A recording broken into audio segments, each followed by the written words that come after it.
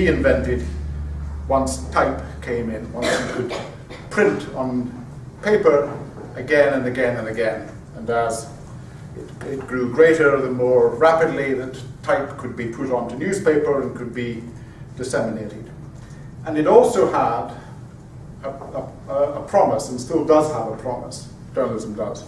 And that's a promise of rationality, of discovery, of a revelation based not on divine inspiration, on magic, but on fact.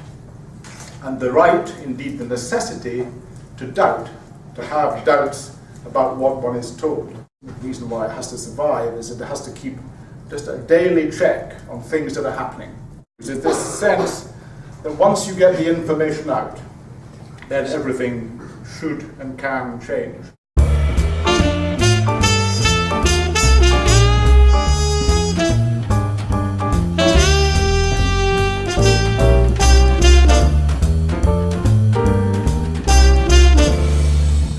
As long as even one newspaper will print the truth, you're finished.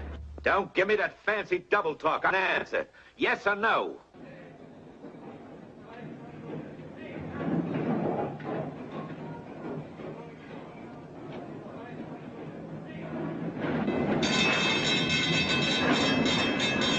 Yes or no?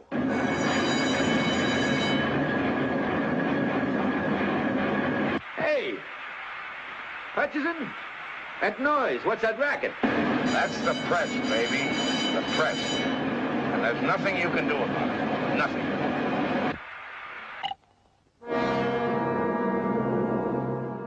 Very often the most popular journalism is gossip, unchecked facts, polemics, prejudice, entertainment, public relations, and exaggeration.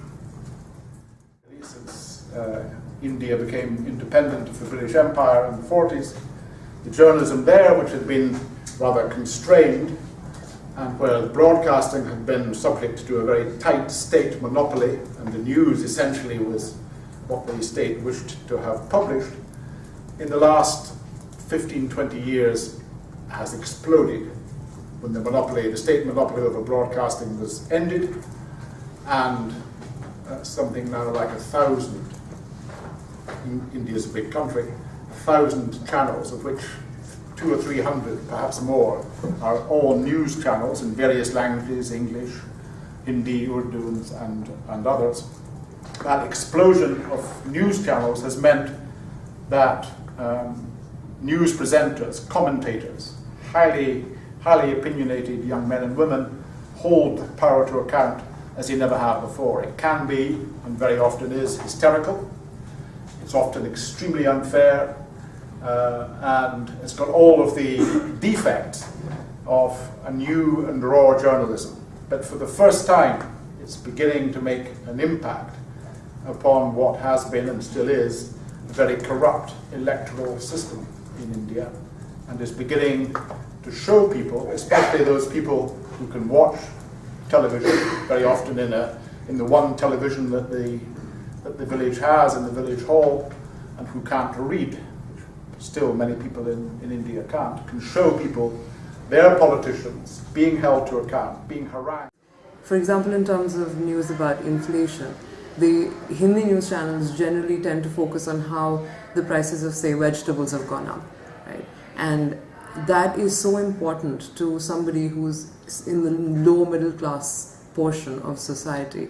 And so I don't think that it's very right to sort of discard that opinion. I think that the numerous channels sort of put together a public opinion which now, as he rightly says, has moved people against corruption.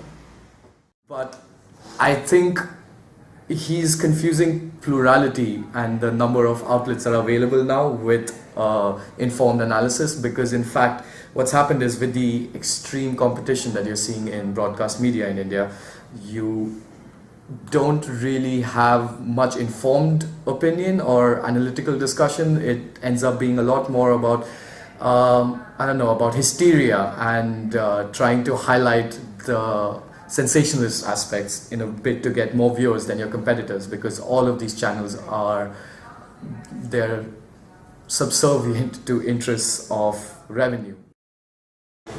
Committee of the Communist Party, fed up with how bold one of the newspapers, the Southern Metropolitan Daily, which was the one which wrote lots and lots of stories embarrassing to the regime, fed up with it. They appointed a new censor for Guangzhou, and he cracked down a bit. There was a strike by journalists. Twitter isn't allowed in China. The authorities created Weibo in order to better control it, but have discovered that with the tens, now perhaps hundreds of millions of people who are on Weibo, it empowers journalists who can't get things into their newspapers or onto their TV channels, but put it out on Twitter. And since it goes to hundreds of millions of people, or potentially can go to hundreds of millions of people, the news gets round anyway, and so far they haven't been able to stop it. That, I think, shows that there is something in journalism which can transfer from society to societies. The idea that press freedom and the fact that, or the belief that press freedom creates a better society, a more informed society, and ultimately a more democratic society, is not just a Western idea. You could also comment on the importance of the role of social media, such as Twitter, for the masses, because what we're seeing now, I think, is a trend towards almost crowdsourced journalism, so through Twitter. You have to have Twitter, because Twitter breaks stories first. The killing of bin Laden by the US SEALs came out first on Twitter. Still, there is debate about is how far that can substitute for journalism and how far it provides a feedstock for journalism. Proper journalism has to be checked.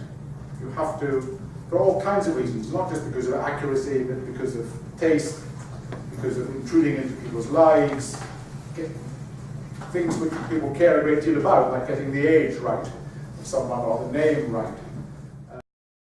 I think that John Lloyd was partially correct in saying that some of the best analysis and investigative reporting comes out of things like Twitter and Facebook and sort of microblogs and people being able to put whatever they want up on the internet. And you know, a lot of what I use when I look at news on Egypt, for instance, is solely internet provided opinion of the masses, and they can be overtaken by sort of populist waves of anger, resentment, whatever sort of emotion seems to be dominating a country or region. And I think you can see that specifically in Egypt right now, where much of what you see on Twitter is extreme vitriol against the Muslim Brotherhood in particular, but also any Islamist parties, anybody associated with them. I think the Seattle newspaper, the San Diego newspaper, various others have stopped. One of the San Francisco papers have stopped putting out paper copies and are just on the web. The key thing will be, how do you charge for that? How do you get people to sign up for it? And can you get advertisers to pay anything like the kind of money they paid for a page in the big newspapers, which would be thousands and thousands of dollars or pounds or whatever it was, enough to support a newsroom which is big enough to be a proper newspaper, which means hundreds of people. That's the... I'm sorry. I know myself that in the past 5 years, I think I've bought about 2 or 3 newspapers. Everything else I've read online. How they can approach this is the big dollar question. I think the best way to look at it is to use the internet as a friend rather than an enemy. The internet can be used more easily companies can advertise. How can still newspapers be independent and be the watchdogs? And he answered really well, I think, on the issue of why he thinks that public funding is not necessarily the best option. But he didn't touch on my second issue, which was, you know, with public funding, can newspapers still be free and independent?